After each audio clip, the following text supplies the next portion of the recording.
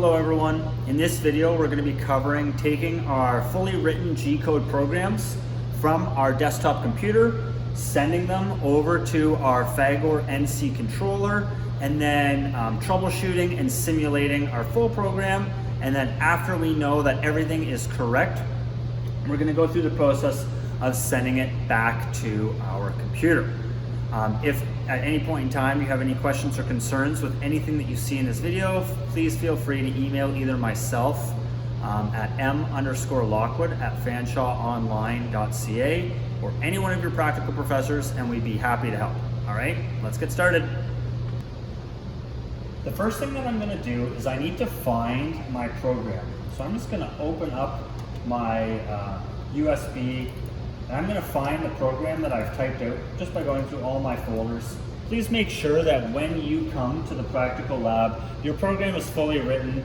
This is not a typing class, especially with the limited amount of time that we have in here. So it's really important that you come to the lab with the program written. And here it is here. I have my simple drilling program, and I just labeled it with errors because I use this one as a demonstration. And I'm going to open it up really quickly. So here's my program. You can see really nicely I have my name. You would normally put lab assignment 1. I've put my student name or my personal name, what material we're using, where I've datumed, as well as all my tool numbers. You're going to see that everything is really neat and organized, and anywhere I have left a blank line, I have a semicolon. Not only do I have semicolons where I have a blank line, I also have them in front of any comment I may have written. If you do not leave semicolons in front of your comments, the machine will try to read this as if it is a command line, and you will get a lot of alarms.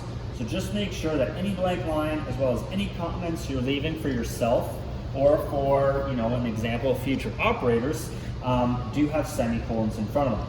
You're also going to see I have all my tools. They're really nicely labeled, and I actually leave spaces between my tools so I can really easily edit them later on when I need to. You're also going to notice that this program, I have just written it using Notepad. Notepad is your most basic word editing software. Every computer comes with it. You don't need to use any fancy program in order to write a G-code program. Just your simple WordPad or Notepad will be perfect. So now that I have this file, I need to save it as a different document style. So in order to do that, I'm just going to go to File, Save As, and I want to save this on the desktop of my computer. So I'm just going to select desktop, and it's really important the way that we save this. So first, we need to save it as a 6-digit number. This number cannot begin with 0, and it cannot begin with 9. So we can use 14785 and that will be fine. If we want it, we could be 100999, and that would also be fine because we just didn't start with zeros or nines. So we can include zeros and nines in our file name, they just can't be at the very beginning. So I'm actually going to save this as 11111, and how about 2, just to make it interesting. The next thing we want to do is we need to save this as a .pit. Make sure that when you are saving this as the .pit, that you are capitalizing that PIT. And the next thing, probably one of the most important things, is you need to change this from a text document to an all file. If you leave this as a text document, it will save this as your file number, .pit, .txt, and it will not work. So it's really important that you save it as a PIT file and that you save as a all file type.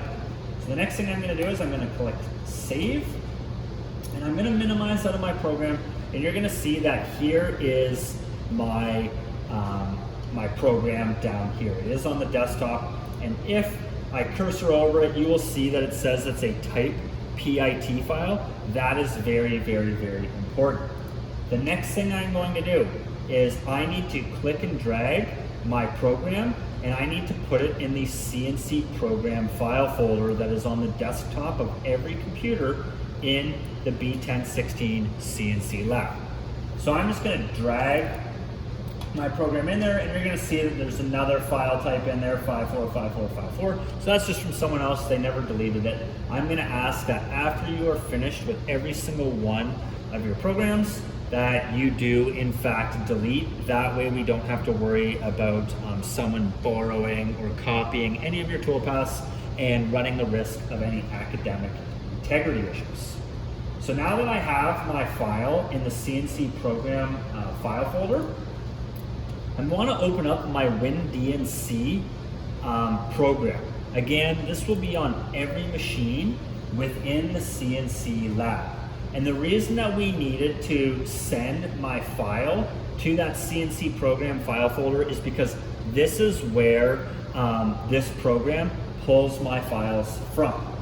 So when I open, or when the software finally opens up, I want to go to my files.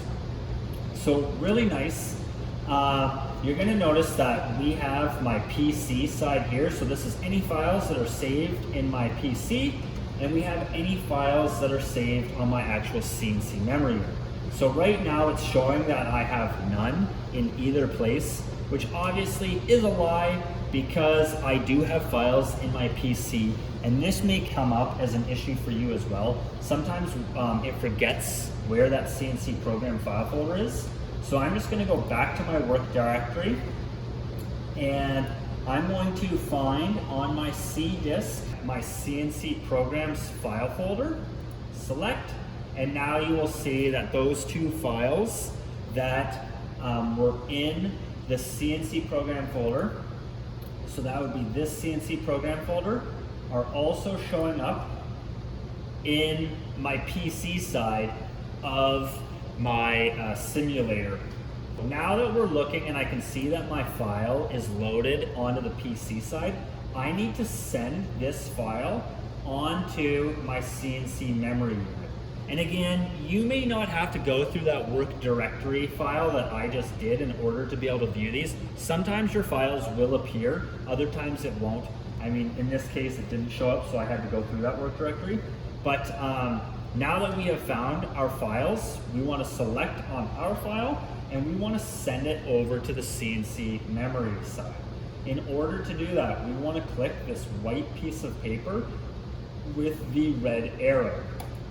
So I'm going to select that button, and you will see that it's sending the file. It is now sent, and the process is completed.